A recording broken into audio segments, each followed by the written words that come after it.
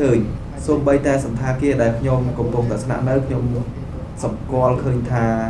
ត្រូវការនៅការកែលម្អចឹងអ្វីដែលជាកិច្ចការបន្ទាន់របស់យើងដែលយើងត្រូវធ្វើគឺយើងត្រូវកែលម្អកម្រិតគុណភាពនៃសេវាកម្មដែលយើងត្រូវផ្ដល់ជូនទៅដល់អតិថិជនរបស់យើងចំណុចមួយទៀតគឺតាក់ទងជាមួយអេរិយាបថរបស់បុគ្គលិកដែលធ្វើការនៅក្នុងក្រុមហ៊ុនដើម្បីផ្ដល់នូវសេវាកម្មទៅដល់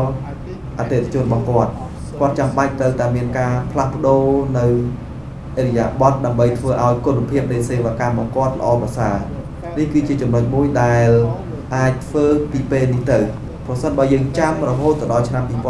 2015វាពិបាកនៅក្នុងការដែលយើងប្រកួតប្រជែងជាមួយនឹងក្រុមហ៊ុនដែលគេចូលមកពីក្រៅប្រទេសហើយចំណុចមួយទៀតខ្ញុំសង្កេតឃើញថាប្រជាពលរដ្ឋកម្ពុជាក៏បីសម្លឹងមើលទៅលើពិភពខាងក្រៅឲ្យបានច្រើនដើម្បីយើងធ្វើការកែលម្អនៅកម្រិតគុណភាពសេវាកម្មដែលខ្លួនកំពុងតែផ្ដល់នៅក្នុងប្រទេសជាតិកម្ពុជា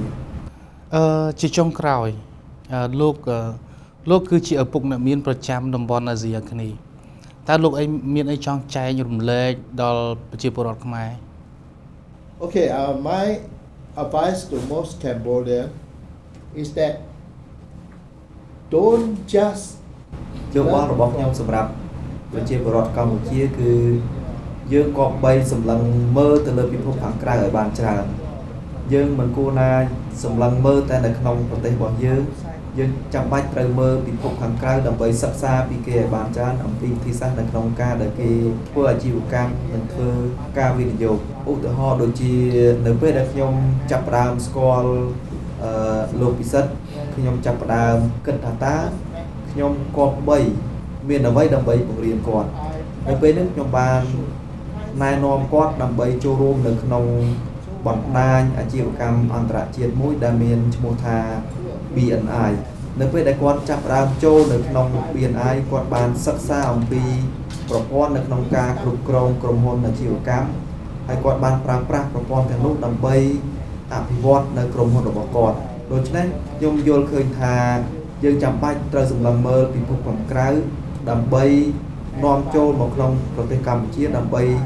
កែលម្អដើម្បីធ្វើឲ្យប្រសើរឡើងនៅអ្វីដែលយើងមានស្រាប់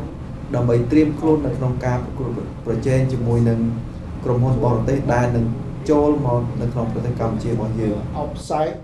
and bring it in and learn from it